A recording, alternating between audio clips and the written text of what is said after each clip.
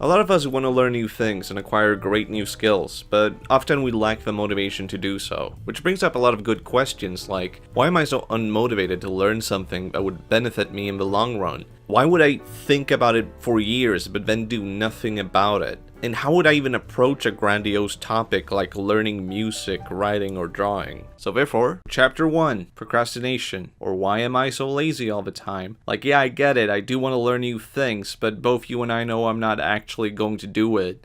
But yeah, sure, I'll watch your video just in case. It's important to address procrastination first, because odds are you are going to learn something new right now, but you don't actually like the idea of learning something new. And there's an actual reason for that. When you learn something new, it actually adds a bit of stress to your mind. It's the same area in your brain that activates pain, and that goes off. So because of this, the idea of taking some time to learn something can give you anxiety, because why would you want to do the equivalent of hurting yourself? So the best solution to all of this is just start doing it. And that almost sounds too simple, but it's really important that you learn how to take initiative. It's important because you can fear doing something all day or for several days because you keep thinking, well, I just need to find the right mood for it, and then I'll actually do it. But really, you just need to start doing it, because no one else can do that for you, and once you have started doing it, all that pain and discomfort actually goes away. You move past it, and it's over. You're now in the learning zone. And it's a lot easier to get back into it the more frequently you get over this threshold. But then there's another problem. Once you have started doing something, you're going to run into some problems,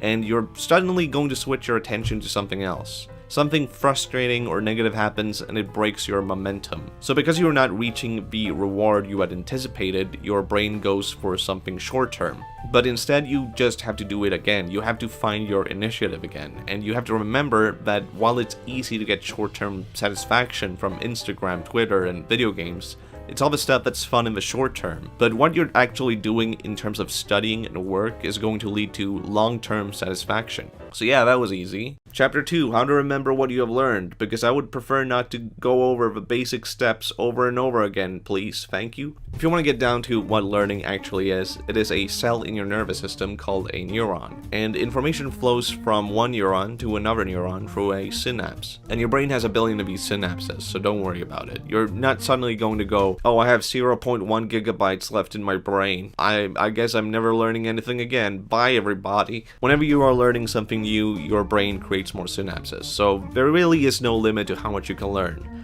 But that said, it is still important that you take rest. You can't cram every single thing into your head immediately, because you need to take some time to memorize and process these things so you actually remember it. Learning is repetition, and relearning the things that are kind of fading away in your head is important, because you need to strengthen these connections in your brain. Your brain is really good at remembering things, but it remembers things based on how important they are. So if you have forgotten something, it's probably because you didn't really have a need for it.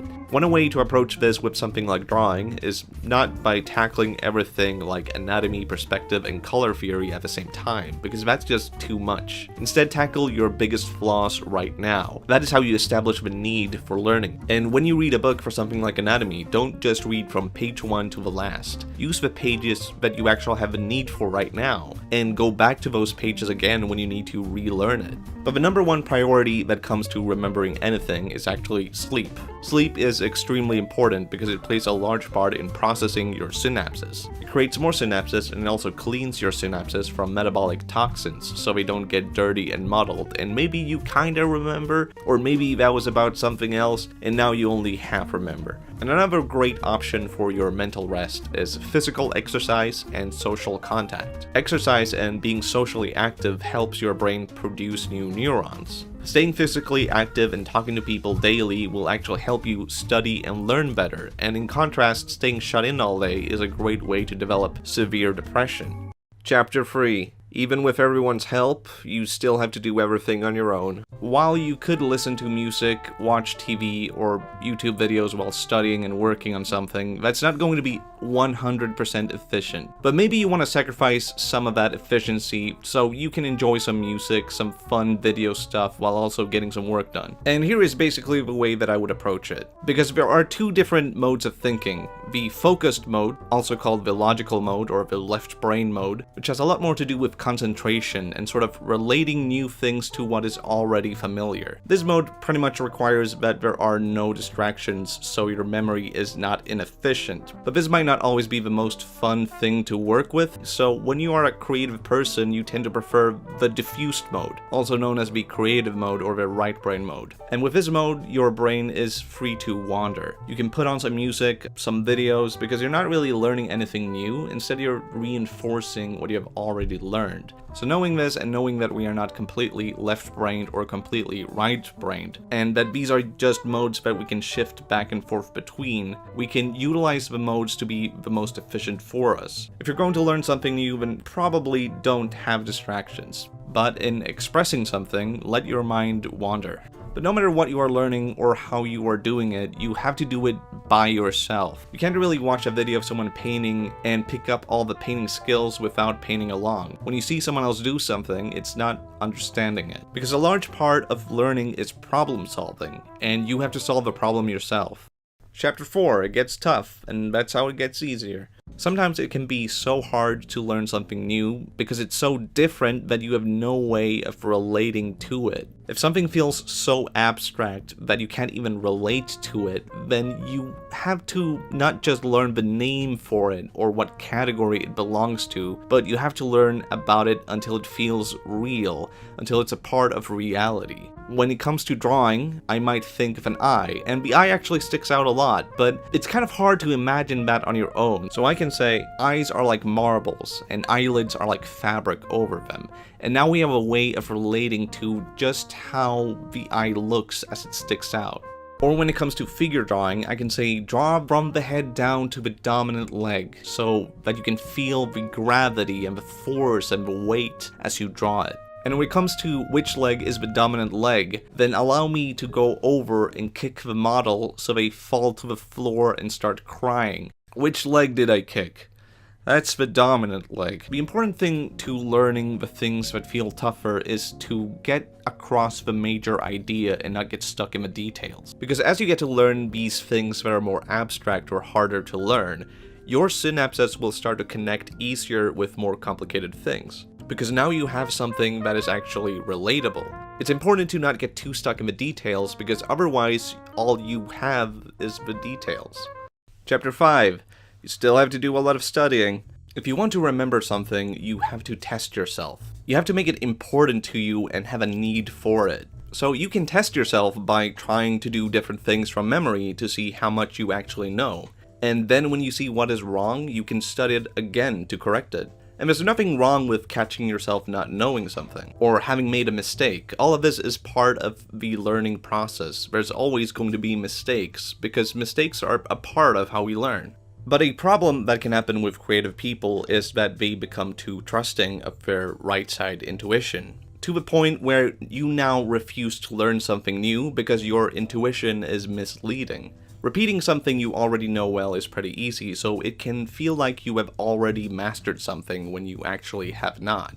Something that can happen with something like drawing is that you keep drawing heads from imagination until now this is what heads look like to you. So it really is important that you set aside time for deliberate practice and don't only rely on your intuition, because your intuition is important, but in the right situations. And then on the more left brain side of things, as much as we would like to cram all the studying in so we can learn everything immediately, it just doesn't work, because your brain won't be able to keep up with making new neural structures. I think a good way to approach this is by mixing things up. Don't just study one thing over and over again, but go back and forth between different things so that you give yourself the space to repeat and process the things you are learning. Set aside time to fully study something, and then time to freely explore it. So by spacing things out over periods, we can actually use our practice and our intuition to reliably learn new things. The final chapter. Everything is about the process. It's perfectly normal to procrastinate because things feel unpleasant, especially if they are really new to us. Maybe for a long time you wanted to make music, but you haven't made any steps towards making music. You don't know anything about music, you don't know where to start. It's this big overpowering thing, and in comparison, even the first steps feel so tiny. But if you were to focus right now, not so much on everything unpleasant up ahead, but what you could learn right now, maybe you could open up a music software and just get acquainted with it. What if you bought a smaller instrument just to play around with and have fun with? What if you did something that works with where you are right now in the present moment? Because the thing is, when we expect the initial pain of learning something new, we expect everything after that to be just as painful. Maybe you don't have any highly developed talents and skills, but you have these artists you look up to, and more than anything you want to have those skills. You want to have what they have, but you can't have that right now. But you can have the initiative. You can have the talent of making effort, time investment, and getting something done no matter how small it is. And anything that comes after that can just be a byproduct. Maybe if we trace back to where talent comes from, then maybe this is where it starts. And it only relies on one thing, that you take the initiative. Thank you for listening, and if you would like to support my work, you can like this video, you can subscribe, and you can follow me around. You can also support me on Patreon, or if you don't like Patreon, I have a Ko-fi where you can directly support my caffeine addiction. See you soon again, and bye bye.